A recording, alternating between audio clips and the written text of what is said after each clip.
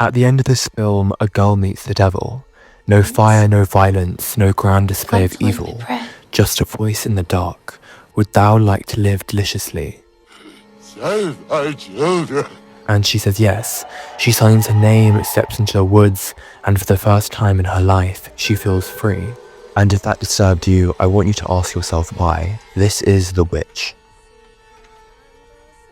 By the time this film is over, the devil is the only character who treated her like a human being. Robert Eggers came from theatre. He spent years building worlds from people's stories before he ever made one of his own. And you can feel that in every frame of this film. The Witch doesn't just look like a debut feature. It looks like something that was always there, that someone just happened to point a camera at. So naturally he went into archives. He read Puritan sermons, diaries, court records from actual witch trials. He wasn't researching atmosphere, he was looking for the specific texture of how these people thought, how they talked to each other, and how they thought and talked to God. What they were afraid of, and more importantly, how that fear constructed everything, every relationship, every decision, every moment of misfortune. What he found was this. In that world, there was no such thing as bad luck. Everything meant something. A failed crock wasn't weather, it was punishment. A sick child wasn't illness, it was judgment. Before Eggers wrote a single scene, he made a decision that almost no filmmaker makes, especially not on a first film, especially not on a tight budget. He decided that horror would come from accuracy, not from he invented, from what actually happened. What Eggers understood and what makes this film so unsettling to sit with is that he never lets you stand outside that framework and judge it. The framework was total, and once you understand that, the film stops being a horror movie and becomes something closer to a tragedy. Because a family that reads every disaster as divine wrath doesn't look outward for solutions, it looks inward for sinners. And there is always a sinner, there has to be. That framework requires one. Ridley Scott does it, Roland Emmerich does it, and every genuinely good filmmaker does it because it's the easiest way to hold an audience. But Eggers doesn't do it. Every single person in this film believes completely and without irony, which means the audience has to go in with them. There's no ledge to stand on, and you're inside the Puritan mind with no way out. This is the most precise psychological experience a film is putting you through. The same claustrophobia that Thomason feels, same inability to find a single angle from which the world makes any sense. That's not a stylistic choice, that's the argument. Now the thing that actually makes the argument land, the thing that separates The Witch from a dozen other well-intentioned period horror films that don't work, is the cinematographer. Jaron is Eggers' cinematographer on every film he's ever made, and what they figured out together on The Witch is that the visual grammar of the film had to match its ideology.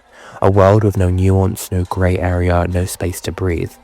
That can't look like a normal movie, because normal movies are lit for clarity, for comfort and for audience. The Witch is lit for the period, overcast days and for firelight. The particular cold grey of the New England sky that gives you enough light to see but not enough to feel safe. There are shots in this film that almost aggressively get dark. When you're sitting in the darkness long enough, something happens. You stop waiting for it to get better and you stop expecting the relief, which is exactly how Thomason experiences her world. Bergman does something similar with Seven on his films like The Seventh Seal and Cries and Whispers. That flat, diffused Scandinavian light that makes everything feel exposed and cold and inescapable. No warmth in the image and no warmth in the world. Eggers is just working in that tradition, whether consciously or not. The cinematographer isn't illustrating the themes, it's producing them directly in the viewer's body. Which brings us to Anya Taylor-Joy, who was 19 and who had never been in a horror film before, and what gives us the most controlled performances in modern horror. That word controlled is the whole thing. Watch the scene where Thomason's mother accuses her. Watch what Anya Taylor-Joy does with her face, which is almost nothing. The impulse from any actor in that moment is to react, to show the injustice of it, and to perform the wrongness of what's happening. But Taylor-Joy suppresses that. Not because Thomason doesn't feel it, she feels everything, but because in her world, showing that you feel things is already evidence against you. Emotion is vulnerability, and vulnerability is guilt. What Eggers has done is build it into high performance around compression, around the gap between what a person is experiencing and what they're permitted to express. That gap, specific and unbearable gap, is the psychological core of the film. Most films that deal with historical belief systems give you an exit, a character who's a little more modern, a little more skeptical, someone whose eyebrow you can borrow when things get extreme. Thomason is being crushed by a world that wouldn't let her be a person, and the performance shows you the crushing without even showing you the person underneath. This is extraordinarily difficult to do. Most actors, and most good actors, would have played it bigger. But Taylor-Joy played it like someone who had already learnt that playing it big was dangerous. With enough accuracy and enough discipline that they have to genuinely inhabit it, not observe it, not analyse it from a safe distance, but live inside it for 19 minutes with no exit.